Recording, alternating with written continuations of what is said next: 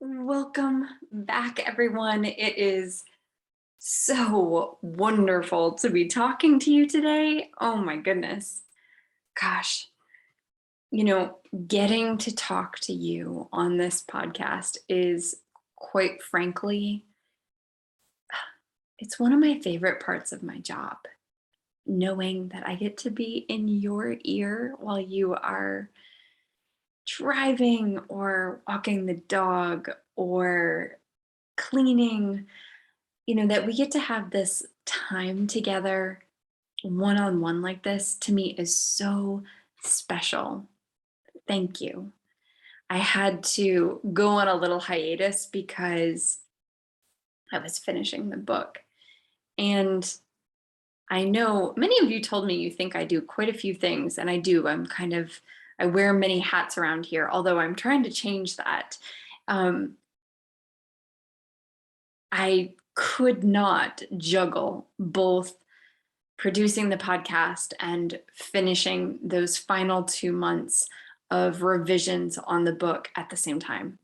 So we took a break, but we are back. And what I want to talk to you about today is really the book, or sort of. I believe in learning out loud. And I think we all benefit when someone we trust and respect tells us about their journey and what they learned on that journey, be it the good, the bad, the ugly. So what I want to do is I want to learn out loud with you today. So as you know, I have been on a book writing journey over the last year. It started, well, I've been wanting to put out a book since I started Yoke and Abundance, to be honest. So it's been in my heart for quite some time to put this book out. And I started it about a year after I left corporate America, actually. And there was a book there. I wrote about 25,000 words, but it just wasn't the right thing. I knew it wasn't the right thing. I knew that shouldn't go out in the world. And then when I found the Creator Institute and New Degree Press, and they had this beautiful program and they showed us start to finish, how we were going to create our well-structured, poorly written first draft, and then revise and revise and revise to get something that was publishable, and gave us a path to publishing. I knew I wanted to be on that track. So I jumped in. I had that idea around little failures. I interviewed, over 50 people actually for the book.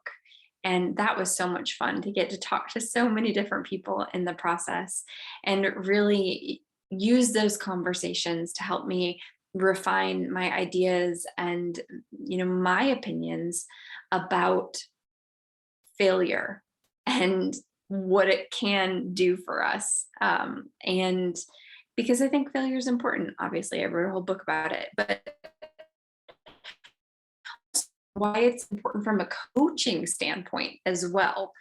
So that's what I've been working on. And, the first draft was really, really, really messy. It was just absolutely a mess. And what happens in the program that I am in is after you write that first draft, you stop looking at it for at least 6 weeks. And in that 6-week period of time, someone you've never spoken to, someone that you absolutely don't know and knows nothing about your topic, reads it. And they give you their constructive criticism and feedback. They tell you the places that they really liked and the places that they didn't like. And they give you, maybe you should restructure this or think about doing this. Great. So when you get that back, you read through the book again, you read through their feedback again, you then take that information and you start revising the book. So I started revising the book, And then after I would revise, I sent the book to my marketings and revisions editor, as well as my beta readers. So I had a number of amazing folks who gave me their feedback, let me know what was working for them, what wasn't working for them, gave me suggestions. And then I took the feedback from my marketing and revisions editor, as well as my beta readers, and I revised again. So it's gone through 3 rounds of revisions. Woo! Let me tell you, that was like a marathon and a sprint, many sprints all at once, over and over and over again. And when you have been working so closely for so many months on something, when you finally put it in the hands of other people and ask them for feedback, oh my God, it is just vulnerable and it is really challenging. It doesn't, if you're someone that has a hard time with criticism, or in my beta readers, they were great. They were so kind when they pointed out that things weren't working or things didn't make sense. So they were fabulous. So even in the best case scenarios, it can be really nerve-wracking. And ultimately, all of their feedback helped me produce something that I am really proud of. But then, the vulnerability does not stop there. Okay, so what happens after you write a book is that you have to market a book. And so my book has gone to the layouts manager, and it's been layout, it's in copy editing, and we get asked by our editor to send the book out to indie authors, fellow indie authors, and people who have already read the book, and you have to ask for early praise. Oh my God, just even saying that out loud is so uncomfortable. Like it's like rolling around in the mud or something. It's just a really weird feeling. And because, we're taught to be humble, and we are taught to, so there's this piece of it where you have to really get outside your comfort zone, really get vulnerable. And I've had a lot of really good praise come back. And at the same time, I've had folks that have given me some criticism on the book as well. And it was criticism that I sort of agreed with and sort of didn't agree with as well. But that's simply part of the process. And so once you get to this point in the process, I think it's really important to believe in yourself and believe in your work and know who the book is for. I really know who my book is for and who it's not for. And I know what I'm trying to do with the messages that I'm trying to convey. And here's the thing. I think my book does a really good job of conveying the messages that I'm trying to convey, and really gives folks that are reading it incredible tools and resources and practical steps to move forward, to move through fear of failure, to recover after failure happens, and to, find your compass in your home, no matter what, no matter where you are in that process, and ultimately find more success. So I just want to share with you that, this praise, criticism, I read Tara Moore's book recently, Big. I'm a little late to the party. I think it's been out for a while, but she talks about how when you are doing big things in the world, here's the thing: praise or criticism, they are a part of the package. You can't do big things in the world without those things. And the thing is that it just means you're doing something big, and that's beautiful. So when we get criticism that doesn't feel good, it really only matters if we believe it. And if we believe a piece of it, there's something for us to dig into there. So I've been getting a lot of good praise, and that really kind of rolls off my back. I don't really take that in, and I want to explore that. I should probably take that in a little bit more, but I'm like, oh yeah. You're just saying that because I asked, and But the criticism, I really took that to heart. And so that's an interesting thing. And so if you are out there in the world right now and you are doing something big and beautiful, I just want to remind you that if you're getting praise or criticism, both in this case, it is absolutely, absolutely means you are doing something big and beautiful in this world. And it doesn't mean you're doing something wrong. It means you need to keep going because it's big and it's important. And we only get praise and criticism when we're doing wonderful things, big, big things in the world. So I had this epiphany when I turned in my manuscript. I realized that this whole journey of writing this book, the past, it hasn't quite been a year yet, but basically the whole past 11 months of writing, researching, revising, raising money to publish the book, all of it has been about healing my inner child. I wanted to write a book since I was a really little girl. And I realized that there came a point that, my brain works a little bit differently.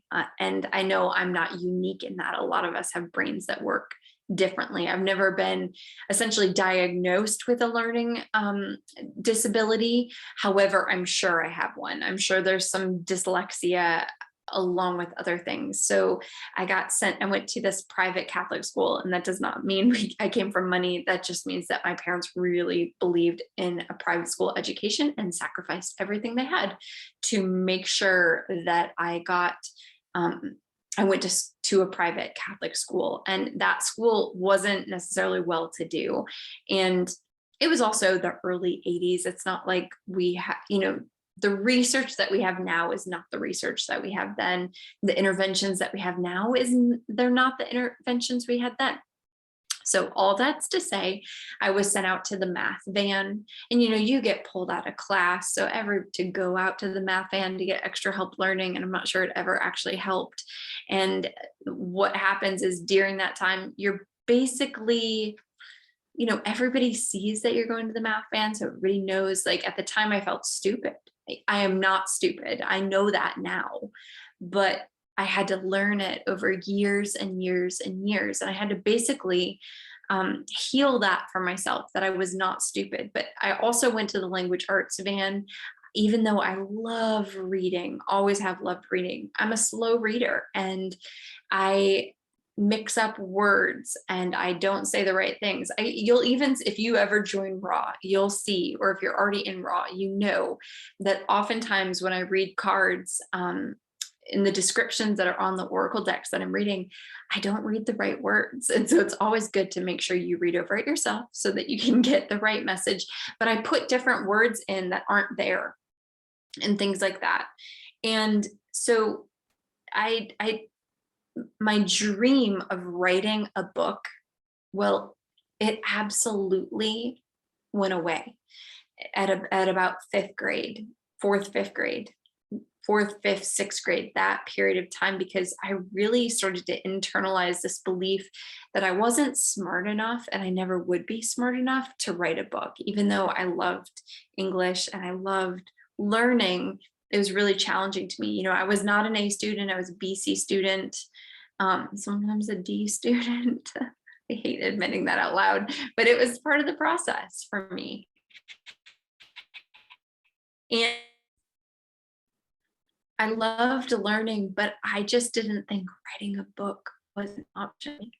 And this whole process of getting to write a book and learning how to write a book, this first book for me was really about, it was about healing the inner child that didn't think she was smart enough to write a book. And I know as an adult now, I am smart. I'm smart in a different way.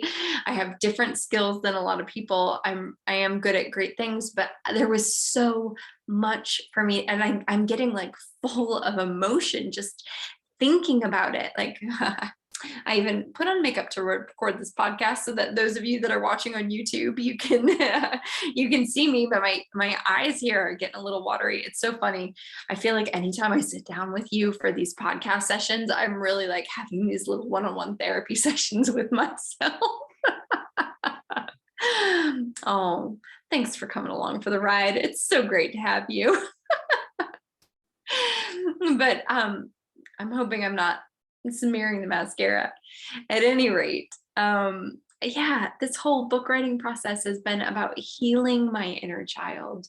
And I am very proud of this first book. I think it's going to be really beneficial to so many people. One of my beta readers said that her daughter is really excited to read it, and her daughter is in like, she's a younger high school student, I believe. And this beta reader said, I think you have the YA young adult sleeper book of the year. And that just tickled me so much to picture people in high school reading this book and knowing that their failures and their missteps are not proof that they're not worthy. They are actually the stepping stones to success. And so I'm really excited about what the impact of this book can be in the world. And it's been so wonderful to take all of you along for the ride with me. And if you haven't yet ordered it, the pre-order is closed right now, but make sure you do get on my email list. You can go to the website and you can sign up to get on the mailing list so that we can let you know when the book is available again for order. I cannot wait to get it in your hands. And, I have to tell you, I was getting close to the end of the revising process. And about that time is when I got to sit down with the people that design the cover. And it's like this 30-minute session of time that you have with them. And, I created a mood board and I let them know what the major themes of the book were in advance. And I sent them some images of things that I thought really represented the book well. And we sat down together on Zoom, and there's these two amazing guys who were somewhere in Europe. I can't remember what country they told me. And they were quickly actually doing the mock-ups while we were on the phone, on the Zoom call.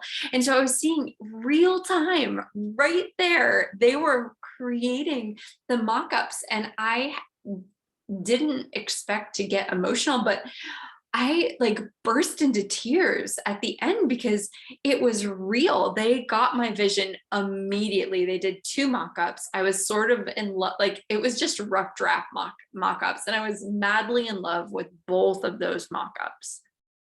And seeing that made it real for the first time. Never mind that I'd already put in hundreds of hours of work, but seeing that it's going to have an actual cover design, right? And getting to see that cover design gave me this beautiful insight into this book is real. And I know that this book not only is going to be a lighthouse for other people, writing it was a lighthouse for myself in my own healing and growth journey. And gosh, I just got another wave of emotion as I shared that. So thank you for letting me share that with all of you. And, about 3 months ago, I would say end of December, I realized I know what my next book is. I believe the next book is going to be about the little rituals that bring meaning and purpose to our lives. And the way we learned in the Creator Institute to talk about it when we have a book idea is to say that we are getting ready to write a book and start researching. So I want to start researching the intersection of little rituals and creativity and spirituality and bringing meaning and purpose to our day-to-day life. I think that there's a lot to unpack in that.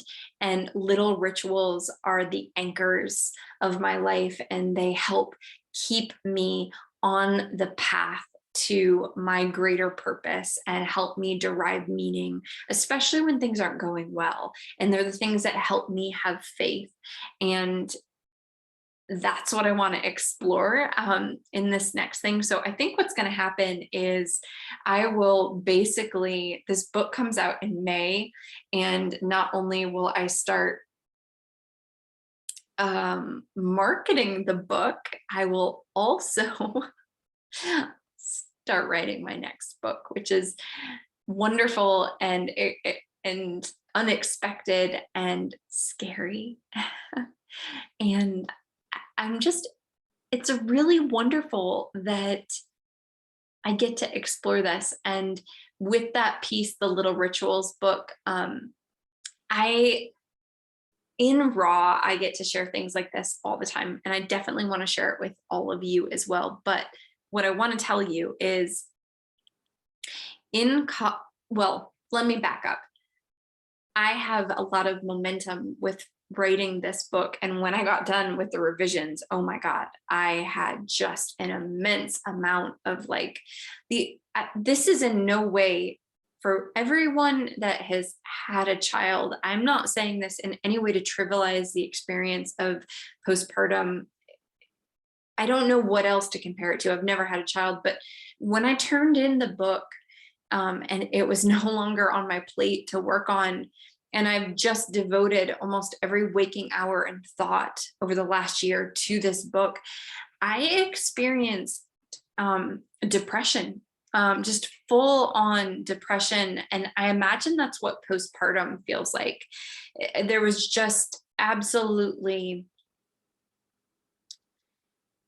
I was empty.